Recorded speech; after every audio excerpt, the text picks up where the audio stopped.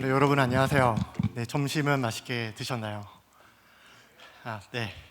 그럼 이제 트랙 2 첫 시간, 아마존 베드락을 사용해서 AI 에이전트 개발하기 첫 시간 시작을 하겠습니다. 이번 시간에는 데모가 많이 포함되어 있어요. 그래서 여러분들이 이 세션을 듣고 돌아가셔서 나도 AI 에이전트 개발해 볼 수 있겠는데? 라고 생각이 드신다면 좋을 것 같습니다. 시작하겠습니다. 여러분들 LLM 많이 사용하시나요? 네, 많이 사용한다 하시는 분 눈빛을 한번 보내주세요. 네, 눈빛을 마구 보내주고 계시군요. 네, 그래서 LLM은 챗 GTP부터 시작해갖고 클로드, 라마, 작년에 아마존 노바가 나왔고요. 또 최근엔 딥시크가 세상을 떠들썩하게 했죠. 그래서 LLM이 세상에 출현한 지도 얼마 안 됐는데 더 많은 LLM이 나오고 있고, 그리고 이것들이 우리 삶을 많이 바꾸고 있습니다. 저도 LLM을 많이 사용하는데요. 따뜻하면서도 굉장히 똑똑한 친구 하나하고 같이 다니는 것 같아요. LLM은 이런 만능 맥가이버 칼처럼 유용하기도 하지만 사용하다 보면은 답변이 빈약하거나 또는 부정확해지기도 해요. 그래서 우리는 LLM이 점점 복잡해지는 우리의 요구사항을 잘 처리하도록 하기 위한 방법들을 찾기 시작을 했습니다. 그러면서 우리는 프롬프트를 한번 잘 작성해 볼까 해보는 거죠.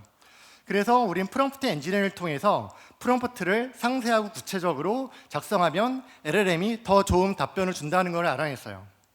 특히 이제 그 프롬프트에 예시를 포함하면은 퓨샷 추론이라고 하죠.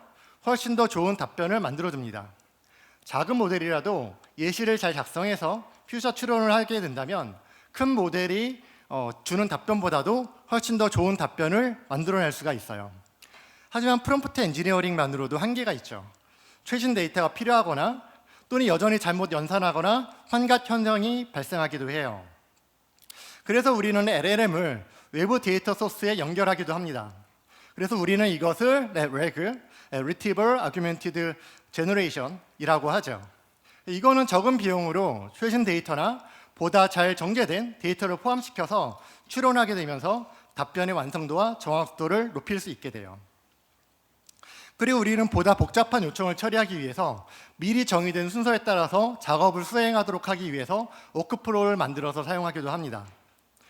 하지만 워크플로우는 사전에 설계된 절차를 따르는 거지 스스로 목표를 판단하고 행동하지는 않아요. 그래서 보다 다양한 문제를 AI가 직접 판단해서 푸는 것을 자동화된 에이전트라고 합니다. 이 에이전트도 요청의 범위가 더 넓고 복잡해지면 특정 분야에서 더 잘하는 에이전트를 두고 함께 협업하면서 일하게 돼요. 우린 이거를 멀티 에이전트라고 부릅니다. 그래서 더 다양하고 복잡한 문제를 보다 정확하게 처리하기 위해서 이제 우리는 멀티 에이전트까지 구성을 하게 되는 거죠.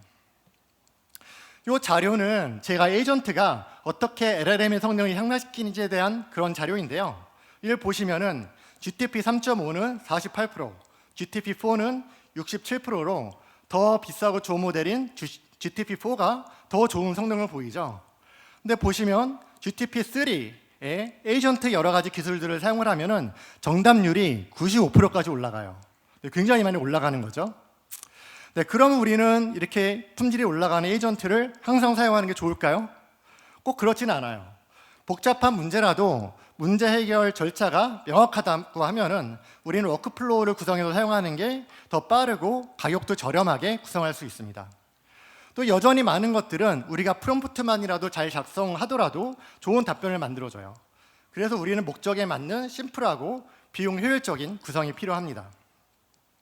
그럼 이제 AI 에이전트에 대해서 한번 정리를 해볼게요. AI 에이전트는 필요한 작업을 스스로 결정해서 수행하는 소프트웨어예요. 그리고 이때 주변의 여러 도구, 환경들과 상호작용하기도 하고요. 데이터를 수집하기도 하고 이렇게 이제 수집한 데이터를 활용을 하면서 주어진 목표를 수행하는 프로그램이라고 말할 수 있습니다. 네, 그럼 이제 에이전트에 대해서 데모를 하나 보여드릴 건데요. 좀 더 깊은 얘기를 하기 전에 실제 에이전트는 어떤 아이인지 데모를 통해서 살펴보도록 하겠습니다. 네, 맛보기로 한번 같이 살펴볼게요. 네, 이렇게 이제 그 LLM 환경이 프롬프트 환경을 띄워놨어요. 띄워놔서 제가 여기다가 질문을 쓸 건데요. 뭐라고 쓸 거냐면 여기다가 현재 시간은? 이라고 물어봤어요. 어떻게 답이 나올까요? 현재 시간은? LLM이 알 수 있을까요? 네, 이건 이제 LLM이 잘 몰라요. 왜냐하면 사전에 트레이닝 된 데이터를 갖고 답변을 해주는 거기 때문에 현재 시간은 얘가 잘 모릅니다. 그래서 현재 시간에 대한 정보가 없다고 다른 곳에서 정보를 확인하는 게 좋다고 이렇게 얘기를 하네요. 또 다른 어떤 질문을 해볼게요. 현재 1억이 있는데 2천만 원을 입금할 거예요. 잔고는 잘 계산이 됐어요. 1억에 2천만 원을 입금하면은 1억 2천만 원이 된다고 잘 계산을 했네요. 그럼 저 여기다가 한번 제가 진짜 원하는 바를 한번 요구를 한번 해볼게요. 어떻게 했을 거냐면 입금하면 총 잔액을 2억으로 계산할 거야 라고 했습니다. 그럼 답변이 어떻게 나왔죠? 감사합니다. 제 계산이 맞다고 하네요. 그래서 합하면은 총액을 2억으로 만들어준대요. 너무 고마워요. 너무 고맙죠. 그런데 저는 고맙지만 실제 저희가 만든 그런 소프트웨어라고 하면은 이렇게 동작하면 안 되겠죠. 그래서 이런 어떤 LLM의 이런 잘못된 연산들, 할루시네이션들, 그리고 어떤 정보가 처리할 수 없는 부분들에 대해서 좀 더 나은 그런 답변을 만들어내기 위해서 에이전트를 만들 수 있습니다. 그러면 이제 우리는 아마존 베드락 에이전트 이용해서 간단한 에이전트를 만들어 볼 거예요. 데모 에이전트를 하나 만들어 볼 거고요. 여기서 이제 생성 버튼을 누릅니다. 생성 버튼 누르면은 이렇게 에이전트가 이렇게 하나가 만들어져요. 여기에 이제 우리는 설정을 하게 되는데요. 여기 이제 에이전트 롤로 얘가 이제 호출할 때 필요한 그런 롤, IAM 롤을 이제 정의를 하고요. 얘가 사용할 모델을 선택을 하죠. 여기서 우리 데모에서는 좀 가볍게 클로드 하이쿠를 사용할 거예요. 이 모델을 사용해서 우리는 에이전트가 동작하게 할 거고요. 이 보면 이제 인스트럭션을 지정을 하라고 하죠. 얘는 프롬프트예요. 여기를 이제 잘 작성을 해줘야 됩니다. 그래서 우리는 여기서 시간 계산을 하고 그리고 연산을 할 거죠. 그래서 수학 연산을 수행하고 현재 시간을 알려주는 그런 에이전트라고 인스트럭션에 알려줬어요. 그럼 이제 이 에이전트는 저 역할을 수행하는 그런 아이예요. 그럼 이제 우리는 여기다가 새로운 어떤 능력을 부과를 해야 돼요. 실제 여기서 처리하기 위한 시간을 알려주고 그리고 연산을 하는 그런 액션을 넣어야 됩니다. 그래서 우리는 이렇게 액션을 이렇게 만들고요. 액션 그룹을 생성해서 액션을 기술을 합니다. 여기서 우리는 액션을 생성할 때 이렇게 펑션에 대한 디테일을 직접 입력할 수도 있고요. 스키마 형태로도 입력할 수 있어요. 그래서 이제 이 액션이 발생했을 때 처리하는 아이를 우리는 람다를 써서 처리할 거예요. 그래서 저 연산을 위해서 LLM이 요청을 받으면은 이건 내가 처리할 수 없네 라고 하면서 여기 있는 액션을 살펴볼 겁니다. 그래서 첫 번째 액션으로 우리 시간을 반환해야겠죠. 그래서 getTime이라고 함수 이름을 정했어요. 함수 이름을 정했고 이제 디스크립션에 이걸 잘 작성을 해줘야 돼요.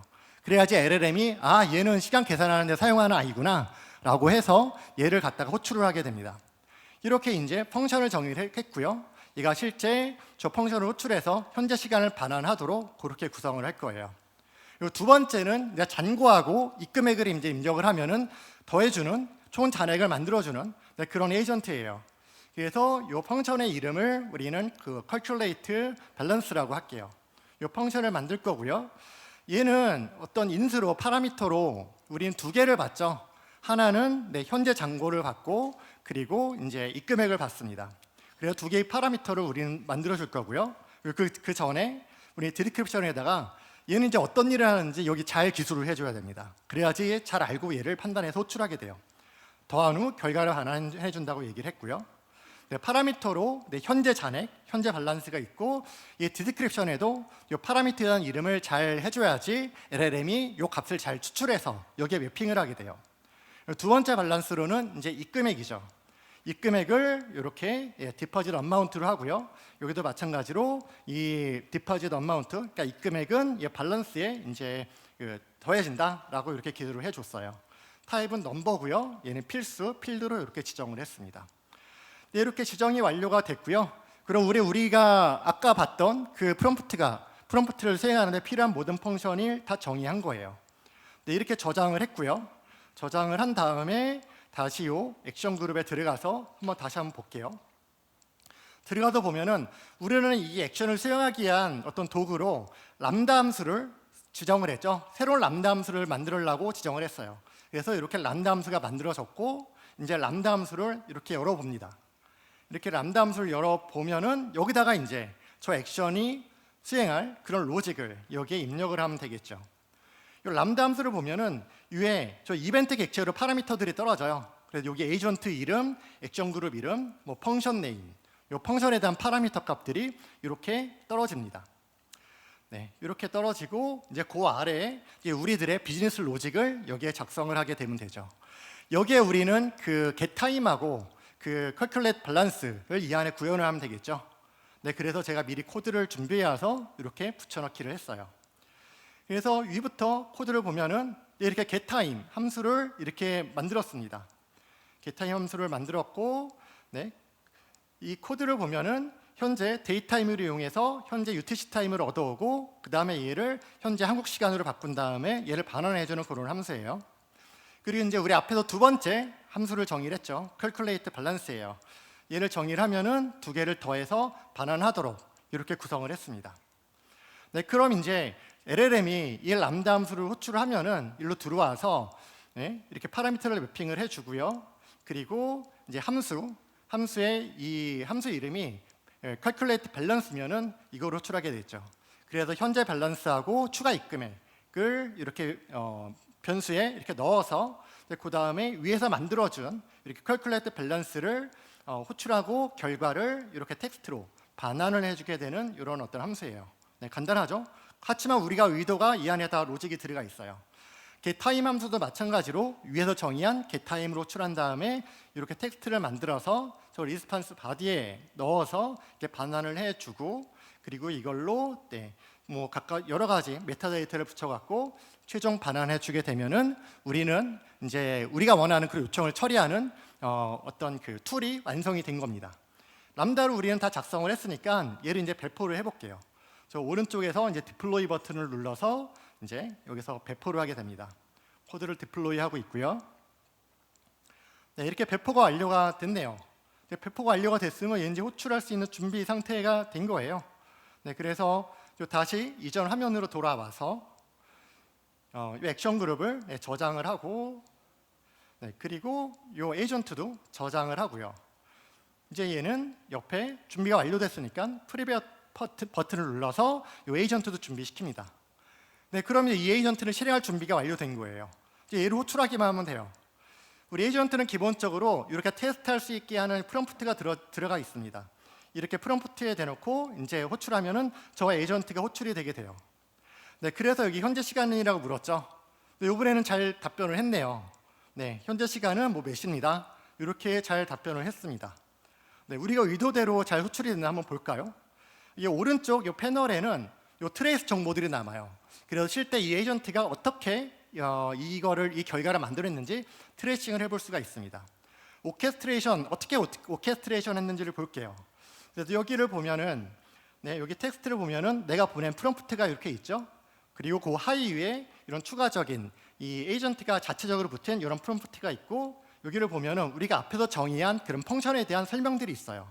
이런 툴들이 getTime하고 그 다음에 calculate balance하고 이렇게 파라미터 디스크립터를 포함해서 호출을 했죠. 네, 이렇게 호출해서 저는 시간을 물었으니까 이가 생각을 해보니까 이거는 시간을 알려주는 기능이 필요하다고 하네요. 그래서 저 getTime을 호출하겠습니다 라고 하는 거예요. 그래서 우리가 앞에서 정의한 요 람다 getTime을 호출을 해서 요 응답으로 결과를 이렇게 만들어서 최종 반환을 하면은 이렇게 나옵니다. 네, LLM이 요청을 보고 이거는 저 함수가 필요하다라고 해서 이렇게 요청을 만들어서 수행을 해서 우리가 원하는 결과를 만들어냈습니다. 두 번째 질문이죠. 1억이 있는데 여기에 2천만 원을 입금할 거야. 총 잔고는? 이라고 물었어요. 그럼 그냥 그러니까 이렇게 1억 2천이라고 나왔네요. 얘는 이제 어떻게 호출했을까요? 한번 볼게요.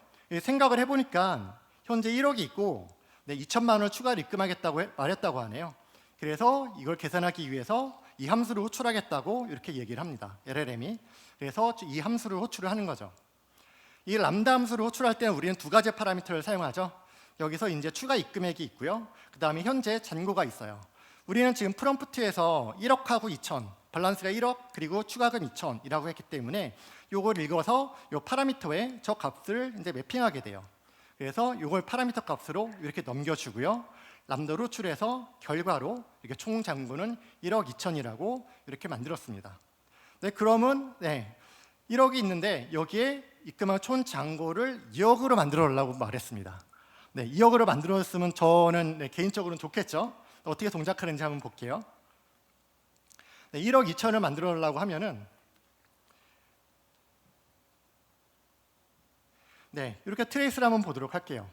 여기를 보면은 총 잔고는 1억 2천입니다. 현재 1억이 있고 2천만 원 입금하면 총 잔고를 2억으로 만들어줘라고 했고 생각을 해보니까 추가 입금액을 계산을 해야 된다고 하네요. 그리고 이제 생각을 해보니까 1억 원이 더 필요하다고 하네요.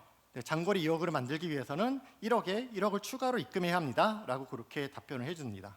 그래서 이걸 갖고 이제 마지막 파이널 앤서 리스판스를 만들어서 반환을 이렇게 해줬어요. 우리의 의도대로 이렇게 움직였죠. 이런 식으로 우리는 에이전트를 만듭니다. LLM의 부족한 부분들 그리고 더 좋은 그런 답변의 퀄리티 또 더 높은 정답률을 만들기 위해서 이렇게 여러 가지 도구들을 설계를 했고요. 여기에 이제 LLM에 연동해서 저 도구를 사용하게 해서 자동으로 스스로 판단해서 사용하게 해서 이렇게 원하는 결과를 만들어내도록 그렇게 했습니다. 이제 에이전트를 어떻게 만들어야 되는지 대략 한번 감이 좀 오셨을 것 같습니다. 감이 좀 오셨나요? 그래서 우리는 이렇게 아마존 베드락 에이전트를 사용해서 간단한 에이전트 서비스를 만들어 봤는데요. 우리가 이제 에이전트 서비스를 설계를 한다고 하면은 이제 이 에이전틱 디자인 패턴을 이해하면은 훨씬 더 좋을 것 같아요. 그래서 에이전틱 디자인 패턴으로는 리플렉션, 내가 낸 결과를 돌아보는 거죠. 툴 유즈, 주변에 있는 도구를 사용하는 거예요. 플래닝, 잘 계획을 하는 거죠. 멀티 에이전트 콜라보레이션, 여러 에이전트랑 협업하는 거예요. 이런 패턴들을 적용해 볼 수 있습니다. 그럼 이제 하나씩 같이 한번 살펴볼게요. 먼저 리플렉션이에요. 이 리플렉션은 한번 예제를 하나 들어볼게요. 정국하고 진하고 로제하고 제니하고 같이 여행을 갑니다. 정국이 고깃값으로 20만 원을 냈고요. 로제가 디저트로 15만 원 냈고요. 제니가 나머지 5만 원을 냈대요. 같이 가고 싶죠?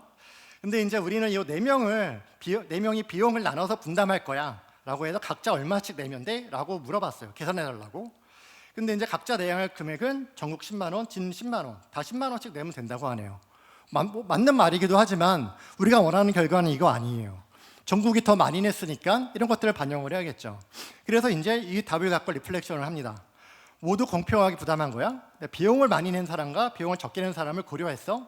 라고 하니까 다시 생각해 볼게 라고 하면서 정국은 20만 원 냈으니까 10만 원 더 냈다고 이렇게 잘 얘기를 해주는데 나머지는 또 잘못 계산을 했어요. 그래서 다시 한번 또 리플렉션을 합니다.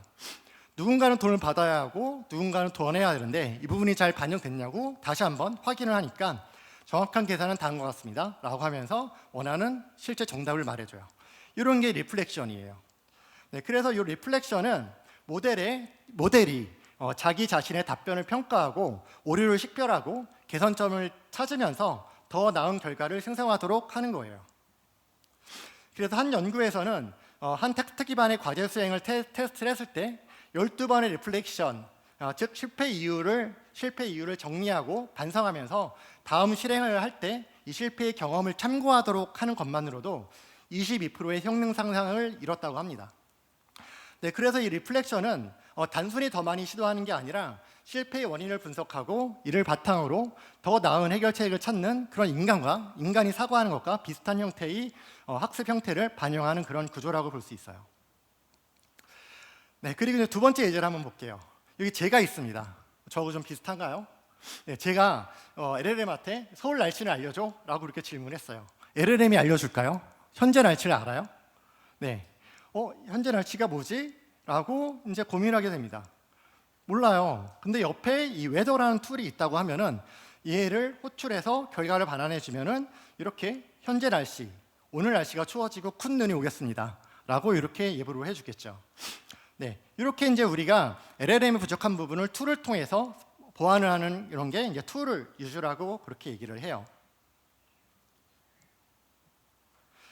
그래서 이 도구를 활용하는 거는 LLM이 정보를 모으거나 특정 행동을 취하거나 데이터를 정리할 때 필요한 함수를 호출할 수 있게 해주는 방식인데요. 훨씬 더 광범위하게 적용할 수 있습니다. 예를 들면 웹 검색을 하고 논문을 검색하고 위키피디아를 검색을 하고요. 또 여러 가지 생산성 도구들, 뭐 이메일을 전송하기도 하고요. 그리고 뭐 이미지를 생성하고 해석하고 뭐 사내 시스템을 조회하고 이런 여러 가지 것들을 다 툴을 사용한다고 이렇게 얘기할 수 있습니다. LLM은 각 함수가 무슨 일을 하는지 그리고 어떤 파라미터가 필요한지 이런 상세 정보가 담긴 컨텍스트를 제공하게 되고요. 네, 우리 앞에서 예제에도 그렇게 우리는 뭐 파라미터, 이에이전트 펑션의 이름들, 파라미터에 대한 설명들을 다 작성을 해줬죠. 그리고 LLM은 이것들을 바탕으로 필요한 작업에 맞는 함수를 알아서 선택해서 호출해주게 돼요. 그래서 제가 LLM한테 오늘 서울의 날씨는? 이라고 이렇게 물어보면은 이 LLM은 요 웨더라는 이런 툴이 있네? 이 인터페이스는 이렇구나 라고 하면서 여기에 필요한 거는 위치하고 요 날짜야 하면은 제 질문에 이 로케이션은 서울이고 언제? 오늘이야 라고 해서 이 파라미터를 갖고 저 쿼리를 호출하게 되죠. 네, 그래서 이제 최종적으로 원하는 결과를 반환을 하게 됩니다. 네, 그래서 에이전트는 특정 작업에 최적화된 도구를 사용해서 본인의 능력을 확장하고 문제 해결력을 강화할 수가 있어요. 네, 세 번째 이제 플래닝이죠. 네, 너는 다 계획이 있구나. 어디서 많이 들어봤죠? 네, 기생충에 나오는 송강호가 얘기하는 그 너는 다 계획이 있구나라고 얘기를 하죠. 치밀한 계획이 필요해요. 왜냐하면 문제가 되게 복잡하거든요. 네, 그래서 이 플래닝은 우리가 목표 달성을 위해서 달성을 위한 단계별 실행 계획을 수립을 하는 걸 얘기를 합니다. 아래 예시로 한번 얘기를 들어볼게요. 이건 허깅 페이스 GPT에 있는 예시인데요. 여기서는 사용자 요청에 대해서 플래닝을 하고요. 이를 다양한 AI 모델에 연결해서 복잡한 AI 작업을 수행을 하게 됩니다. 그래서 여기 이렇게 프롬프트를 작성을 했어요. 소년이 있는 예시 이미지와 동일한 자세로 책을 읽는 소녀의 이미지를 생성해 주세요. 그런 다음에 이 이미지를 음성으로 설명해 달라고 했어요. 네, 좀 복잡하죠? 얘를 이제 던지면은 복잡하니까 얘를 플래닝을 하게 돼요. 어떤 식으로 플래닝을 하냐면 이렇게 오른쪽에 보면은 태스크 플래닝을 하는데 먼저 포즈를 디텍션을 하죠. 그 다음에 포즈를 이미지로 스켈레톤을 따서 만듭니다. 그 다음에 오브젝트 디텍션을 하고 이 이미지를 텍스트로 만들고요. 마지막에 이제 얘를 읽어주면서 원하는 결과가 나올 수 있게 이런 플래닝을 하게 돼요. 그래서 이 플래닝 단계에서는 LLM이 사용자 요청을 분석해서 의도를 파악하고 이를 해결 가능한 이런 작은 단위로 나누는 이를 플래닝이라고 해요. 왠지 이 체계대로 수행하면은 잘 수행이 될 것 같죠. 그래서 이제 허깅 페이스 GTP에서는 이 다음에 각 테스트 키별로 사용할 모델을 선택을 하게 됩니다. 이 태스크 1 포즈 디텍션은 오픈 포즈 모델을 사용하고요. 이 포즈 2 이미지는 SDCTL 모델을 사용하라고, 오브젝트 디텍션은 DETR 모델을 사용하고 하면서 각 테스트 키별로 사용할 모델들을 이렇게 계획을 하게 되고요. 그 다음에 태스크를 실행해서 최종 결과물을 만들어내는 형태로 수행을 하면서 이렇게 원하는 결과를 만들게 돼요. 그래도 이 이미지를 갖고 실제 수행하는 걸 보면은 이렇게 수행이 되게 돼요. 제일 먼저 사진을 업로드해서 저 프롬프트를 보냈어요. 그래서 먼저 오픈 포즈 모델로 포즈를 결정을 해서 저렇게 스켈레톤이 따진 이미지를 만들어주게 되고요. 이걸 갖고 SDCTL 모델을 사용해서 저 포즈를 갖고 있는 이 사람을 생성해내고 그 다음에 이제 그 오브젝트 디텍션을 한 다음에 그리고 이제 VIT GTP2 모델을 이용해서 이런 텍스트를 뽑아내고 그다음에 패스트 스피치 모델을 사용해서 실제 읽어주는 이런 식으로 흘러가게 이렇게 자동으로 플래닝해서 실행시켜 줍니다. 이렇게 실행하면은 우리가 복잡한 문제들을 단계로 나눠서 전략을 세워서 잘 수행할 수가 있어요. 그래서 우리가 플래닝을 구현하는 방법은 여러 가지가 있는데요. 그 중에서 대표적인 이 세 가지를 한번 살펴볼게요. 먼저 COT예요. Chain of Thought이라고 얘기하죠. 이것들은 아마 여러분들 많이 들어보셨을 것 같습니다. 이 COT는 AI가 문제 해결을 위해서 단계별로 추론하는 방식이에요. 그래서 이거는 우리가 복잡한 그런 문제를 해결할 때 논리적으로 계획을 세워서 수행하는 것과 사실상 유사해요. 근데 이 COT는 우리가 이 사고를 하기는 어떻게 할까 이런 전략을 세우긴 하지만 실제 그 중간에 액션은 없습니다. 논리적인 추론만 사용해요. 예를 한번 들어볼게요. 5명이 학생이 각각이 3개의 사과를 갖고 있고 2명이 더 왔는데 각각 4개의 사과를 갖고 있으면 총 사과의 개수는 이라고 물었어요. 그럼 얘는 이제 체인 오브 섯으로 해결을 하면은 되게 정확하게 처리가 가능합니다. 첫 번째 리즈닝 첫 번째예요. 5명이 3개를 했으니까 15개. 두 번째 2명이 4개 사과를 가졌으니까 8개. 2개를 더하면 23개. 총 23개입니다. 23개의 사과가 있습니다. 라고 이렇게 해서 결과를 만들어냅니다. 네, 굉장히 체계적으로 분석을 해서 원하는 결과를 냈죠. 그리고 두 번째 방법은요, 이제 리액트라는 방식이에요. 리액트는 리즈닝하고 액션을 이렇게 포함된 그런 말인데요. 리즈닝과 액션을 반복해서 처리하는 방법입니다. 즉 이거는 우리가 추론만 하거나 행동만 생성하는 접근 방식보다 훨씬 더 우수한 그런 성능을 보여줘요. 그래서 얘는 주변에 있는 환경과 상호작용하면서 액션을 수행하면서 진행을 하게 됩니다. 한번 예제를 들어볼게요. 서울 관광을 한 곳만 한다면? 이라고 물어봤어요. 그러니까 리즈닝을 하는 거예요. 인기 있는 관광지 검색이 필요하다고 생각했어요. 그럼 이제 검색 도구를 통해서 액션을 하죠. 검색을 하게 됩니다. 답변으로 옵저베이션, 경북궁, 남산타워, 명동이라고 나왔습니다. 두 번째로 그럼 나의 하나만 선택해달라 그랬지. 나는 과거 여행 기록 중에서 어떤 관광지를 선호했어? 라고 이렇게 물어봅니다. 그럼 이제 과거 여행 기록을 찾아서 역사 유적지 방문 비율이 높았어요. 그래서 저 중에 선택해서 경북궁 가세요 라고 이렇게 답변하는 거예요. 바로 이렇게 리즈닝하면서 액션도 수행하고 이 결과를 갖고 그 다음 리즈닝을 수행하고 이걸 수행해서 또 액션을 하고 또 그 다음 또 이런 과정들을 반복하는 이런 모델이 리액트라고 합니다. 세 번째 리우인데요. 리우는 리즈닝을 하는데 옵저베이션 없이 하는 거예요. 얘는 이제 쉽게 얘기하면은 그 워크플로우 기반의 플래닝이라고 보면 될 것 같아요. 그래서 우리가 리액트 방식은요, 이게 많은 LLM 호출이 있다 보니까 시간도 오래 걸리고 비용도 좀 발생을 해요. 근데 리우는 이것 대비 굉장히 효율적으로 작업을 수행할 수가 있습니다. 그래서 어떤 한 테스트에서는 리액트보다 5배 더 효율적으로 토큰을 사용을 하고 4% 더 높은 정확도를 보였다고 해요. 근데 또 수행 결과도 굉장히 빨랐다고 합니다. 그래서 리우가 이 리액트의 부족한 점들을 많이 보완해주고 있어요. 여기 한번 예제를 볼게요. 서울 날씨에 따라서 3일 관광 일정을 짜줘 라고 했어요. 그럼 얘는 이제 먼저 작업을 나눕니다. 서울 주요 관광지 날씨를 찾고요. 그리고 동시에 이 위 두 개의 작업은 동시에 진행해도 되죠. 각 관광지의 소요 시간을 조사를 해요. 네. 그리고 이제 이거 갖다가 3일 동안 일정을 작성을 합니다. 이런 식으로 태스크를 하고 그다음에 W 이제 얘가 이거를 갖다가 워커가 각 태스크에 대해서 필요한 도구를 수행하고요. 마지막에 S 솔버 결과를 종합해서 최종 답변을 만들어내는 그런 방식이에요. 네, 그래서 우리는 이 리우는 우리가 미리 계획된 정적인 계획에 의존해서 수행을 하게 되고요. 그래서 비용을 낮추고 보다 빠르게 그렇게 수행을 합니다. 대신에 리액트는 중간중간 계속 이제 계획을 조정을 하죠. 조정을 하면서 탐색적으로 작업을 진행을 하게 돼요. 그래서 경우에 따라서 체인 오브 서트가 가장 효율적일 수도 있고 우리는 리액트가 좋을 수도 있고 우리의 문제 해결 방식에 따라서 각각 다른 방법이 더 유리하게 작용할 수가 있습니다. 이렇게 우리는 이제 에이전틱 디자인 패턴에 대해서 같이 살펴봤고요. 이제 그 다음에 이렇게 진행하다 보니까 하나의 에이전트로 이것들을 다 처리하고 있었어요. 근데 또 여러 가지 또 어떤 도전들이 발생을 합니다. 작업 요청들이 점점 복잡해지면서 이제 도구들도 많아져요. 그러면서 이제 이 LLM이 어떤 도구를 사용해야 될지 굉장히 혼란스러워합니다. 그리고 많은 또 서브 태스크를 발생을 해요. 그러면서 워크플로우 관리하기도 어려워요. 프롬프트도 복잡해지고요.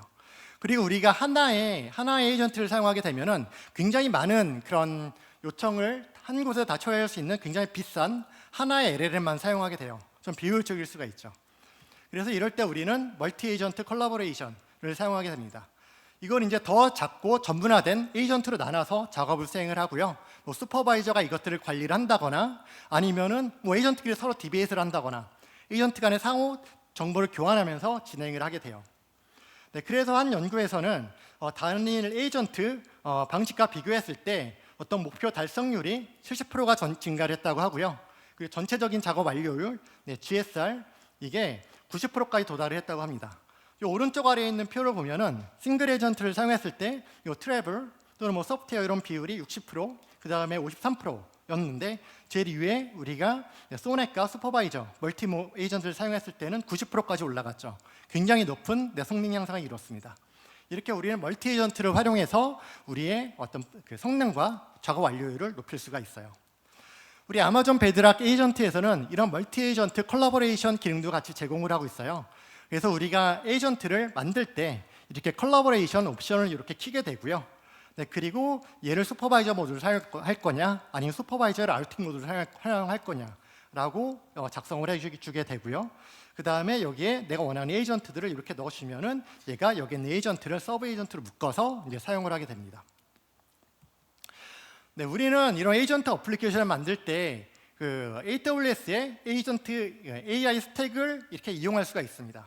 그리고 제일 아래를 보면은 이런 인프라스트럭처 레이어에는 CPU 장비와 이런 세이지 메이커, 완전 관리용 이런 AI, ML 개발 환경이죠. 이게 있고요. 그 이외에 아마존 베드락에서는 여러 가지 모델들, 그리고 에이전트 만들 때 사용하기 위한 레그를 위한 널리지 베이스들, 뭐 커스텀 모델도 가져올 수 있고요. 뭐 프롬프트 캐싱도 가능하고요. 이런 서비스를 제공을 하고요. 그리고 이 위에서 에이전트, 베드락 에이전트에서는 여러 가지 모델을 선택해서 사용할 수 있고 멀티 에이전트 구성이 가능하고요. 또 커스텀 오케스트레이션도 가능하고요. 우리가 원하면은 이런 오픈소스 프레임워크, 뭐 랭그라프라던가 워터젠, 그리고 뭐 크루AI 같은 것들도 같이 엮어서 사용할 수 있어요. 그리고 제일 위에는 이런 것들이 생산성 높은 도구로 패키징된 아마존 Q가 있습니다. 그래서 우리는 이런 것들을 기반으로 해서 AWS의 여러 서벌리스 서비스를 이용해서 우리는 그 서벌리스 기반의 AI 에이전트 어플리케이션을 만들 수가 있어요. 네, 그럼 이제 조금 더 재밌는 데모를 하나 보여줄게요. 주식 투자를 위한 리포트 에이전트입니다. 네, 이 에이전트는 주식 투자 전략 리포트를 생성하는 아이예요. 네, 도움 받으면 좋을 것 같아요, 그렇죠? 그래서 이 아키텍처를 하나 보면은 이 사용자가 아마존 투자 전략을 어떻게 사용해야 돼?라고 하면은 이제 얘가 스트림넷이 받아갖고 에이전트 서비스로 호출합니다. 그럼 이제 여기서는 저 뒤에 서브 에이전트로 스톡 프라이스, 스톡 데이터 리서처가 있고, 그다음에 뉴스 리서처가 있고, 그다음에 파이낸셜 어널리스트 전문 어널리스트가 있어요. 얘네들을 잘 오케스트레이션하면서 원하는 그런 일들을 수행을 하는 거예요. 그래서 이 스톡 데이터 리서처 에이전트는요, 여기서 이제 실제 액션이 발생하면 람다 함수로 호출하는데요. 람다 함수로 호출해서 외부 웹 도구를 사용해서 이렇게 호출해서 웹 결과를 가지고 오고요. 그 다음에 뉴스 리서처는 호출을 하면은 바뀌었네요. 이 뉴스 리서처를 호출하면은 웹 검색 API를 통해서 웹 검색을 가지고 와서 뉴스 정보를 활용을 하고요. 스톡 데이터 리서처를 호출하면은 야후 파이낸스 쪽에 있는 이 데이터들을 최근 그 스톡 히스토리를 쭉 가지고 와서 분석을 하게 됩니다. 그리고 최종적으로 파이낸셜 어널리스트가 최종적인 추천을 하게 되고요. 그리고 사용자 요청이라든가 답변에 대한 어떤 그 발리데이션을 위해서 뭐 가드레일을 사용하고 있습니다. 한번 데모를 보도록 할게요.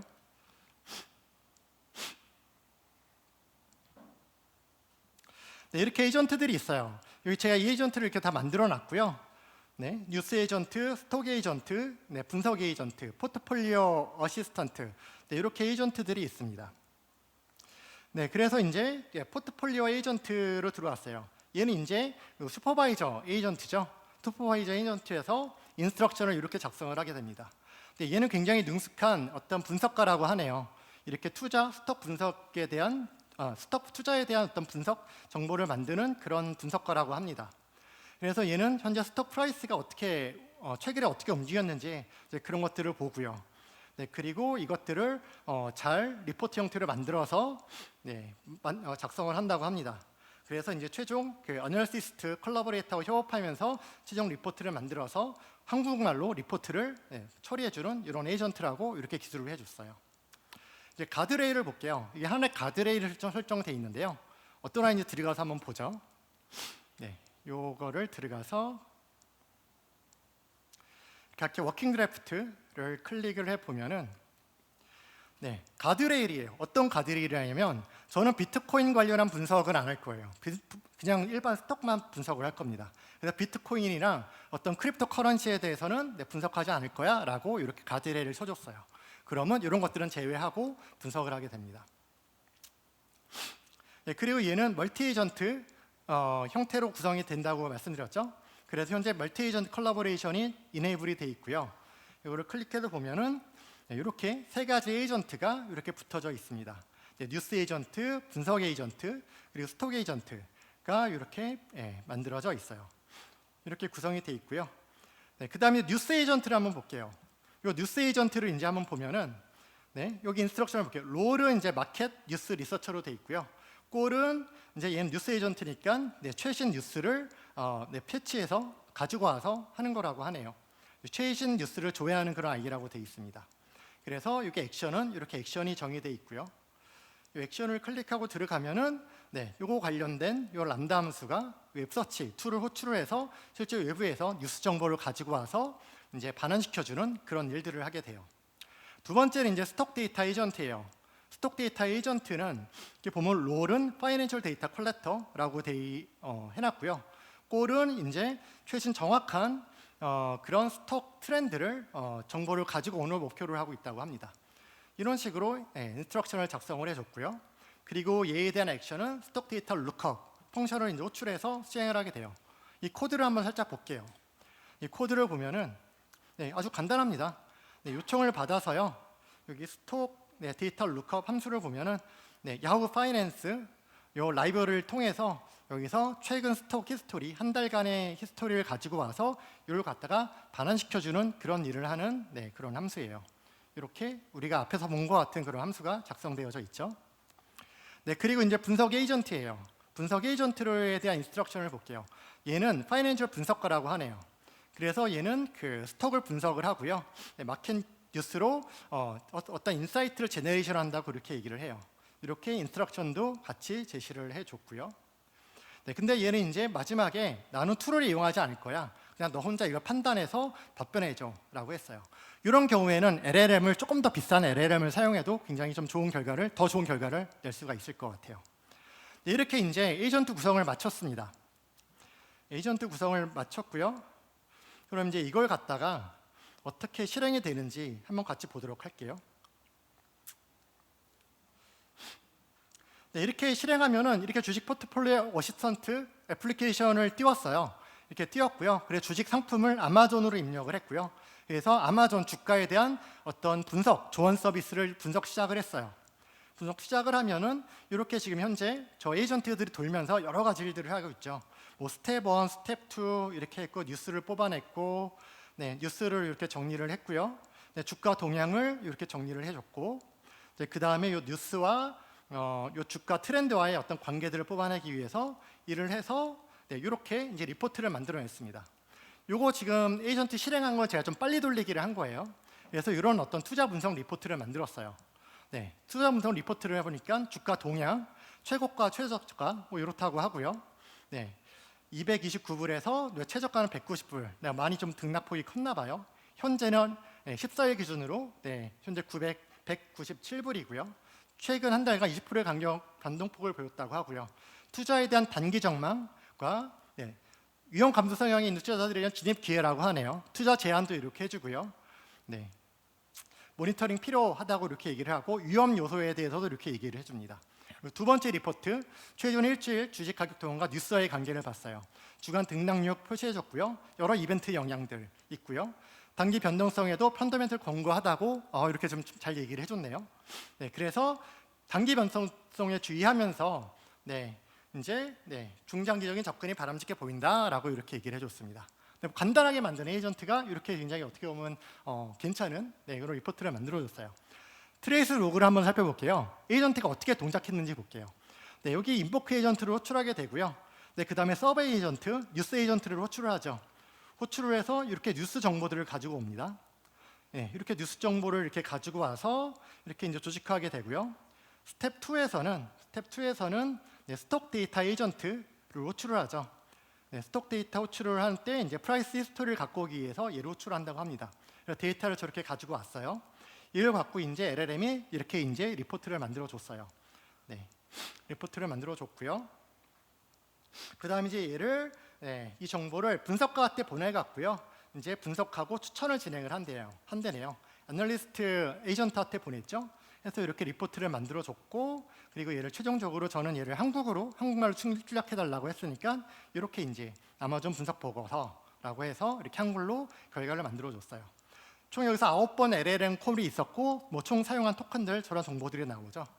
이제 두 번째 거는 이제 뉴스하고 최근 10일간의 어떤 주가 동향과의 관계를 얘기를 해준 거예요. 그래서 이것도 마찬가지로 이렇게 각각의 스텝을 거치면서 이렇게 원하는 일들을 해주게 됩니다. 이렇게 이제 원활을 해서 이렇게 주택 포트폴리오 어시스턴트를 만들었어요. 네, 굉장히 간단하지만 어떻게 보면 굉장히 좀 그렇다고 좋은 그런 리포트를 만들었습니다. 그래서 우리는 여기에 우리가 좀 더 필요한 그런 정보가 있다고 하면은 그런 정보를 넣으면서 이런 어떤 모델의 정확성이라든가 뭐 판단 능력들을 더 높여갈 수가 있어요. 네, 이렇게 이제 멀티 에이전트 모델을 말씀드렸고요. 네, 이제 케이스 스터디로 짧게 이제 저희 고객사인 노스웨스트 뮤추얼의 챗봇 에이전트 사용 사례에 대해서 말씀을 드릴게요. 네. 노스웨스트 뮤추얼은 재무계획 서비스 그리고 자산 투자 관리 서비스를 제공하는 그런 업체인데요. 고객 지원에 많은 시간이 걸렸다고 합니다. 그래서 이런 고객 지원을 할 때 뭐 답변이 많이 지연되기도 하고요. 또 많은 시간도 걸리기도 하고요. 근데 이런 답변에는 실제 문서에 포함되는 경우가 많다고 해요. 뭐 그런 경우 되게 많죠. 문서에 이미 많이 있는데 뭐 그래도 뭐 전화로 여쭤보시는 분들도 많아요. 그리고 또 비슷한 어떤 내용들을 반복적으로 문의를 한다고 합니다. 이것들이 이제 어떻게 효율화할 수 있을까? 라고 해서 이렇게 챗봇 아키텍처를 만들었어요. 그래서 여기서는 최대한 그 사람이 손으로 관리하는 그런 시간을 그런 비용을 없애기 위해서 최대한 서벌리스 관리형 서비스를 사용을 했고요. 네, 그래서 이런 아키텍처를 만들었습니다. 먼저 이런 그 채팅 어떤 요청이 문의가 이제 오면요, 이런 아마존 SQS를 통해서 백엔드에 문제가 생겼을 때 이런 메시지 유시를 받고 또 많은 어떤 요청이 몰렸을 때 중간 어떤 버퍼 역할을 해서요. 여기서 이제 람다를 오케스트레이터로 사용했는데 실제 이걸 구축한 게 저희가 그 멀티 에이전트 컬러버레이터가 나오기 전이어 갖고 이제 요거는 오케스트레이터는 앞으로 저희 에이전트로 이제 교체를 한다고 합니다. 그래서 람다에서 이제 받아서 상태 정보를 다이나모DB에 저장을 하고 그다음에 사용자 요청에 대해서 먼저 검수를 하고 괜찮다고 하면은 멀티 에이전트를 올려서 여러 가지 API를 호출하고 그다음에 내부 문의는 내부 이런 벡터 DB를 통해서 검색해서 레그 형태로 반환해주는 이런 어떤 아키텍처를 갖고 구성을 했어요. 그래서 얘에 대한 오케스트레이션 아키텍처를 보면요, 채팅을 날리면은 이 람다에서 먼저 가드레일을 통해서 얘는 뭐 질문 자체가 좀 뭔가 좀 잘못된 질문, 나쁜 질문이 아닌지 먼저 검사를 하게 되고요. 그래서 이상이 없다라고 하면은 이게 만약에 그런 사용자 리네임이라던가 어떤 사용자에 대해 언럭하는 거라던가라고 하면은 유저 에이전트로 이름을 해갖고 사용자 이름을 바꾼다거나 뭐 여러 가지 일들을 하게 되고요. 그리고 이게 어떤 고객 문의라고 하면은 이 레그 시스템에 구축되어 있는 도큐멘트 에이전트한테 요청을 해서 결과를 받게 되고요. 그리고 최종적으로 이벨루에이션 에이전트를 통해서 이 답변을 검증함으로써 최종 답변을 반환해주게 돼요. 여기서 이벨루에이션 에이전트는요, 불필요한 그런 어떤 답변이 좀 잘못되는 그런 경우에 불필요한 소음을 만들고 사용자 경험을 나쁘게 하는 것들을 여기서 이제 마지막으로 체크를 해주는 경우예요. 그래서 이게 이제 이건 실제 사용된 그런 예제인데요. 이렇게 이벨루에이션이 이 답변을 갖고 검지를 해서 펄스다라고 하면은 얘는 이제 좀 뭔가 문제가 있는 답변이니까 뭐 다른 식으로 처리를 하고 얘가 S인 경우에만 챗봇이 답변을 내보내는 이런 구성을 갖고 있습니다. 네, 지금까지 이렇게 이제 AWS에서 AI 에이전트, 서벌리스 AI 에이전트를 개발하는 거에 대해서 살펴보셨는데요. 우리가 처음에 LLM 활용을 어떻게 높일지 먼저 살펴보고 이걸 갖고 AI 에이전트를 만들기 위한 4가지 패턴에 대해서 살펴봤고요. 그리고 이런 것들 기반으로 에이전트 서비스를 구성하기 위한 서벌리스 에이전트 AI 스택에 대해서 살펴봤고 또 실제 좀 더 구체적인 예제인 주식 투자 위한 리포트 에이전트를 같이 한번 살펴봤습니다. 그래서 여러분들이 이제 이 세션을 듣고 나도 에이전트 한번 만들어 볼 수 있겠는데? 라는 그런 자신감이 들으셨길 기대를 하면서 오늘 세션 마무리하겠습니다. 고맙습니다.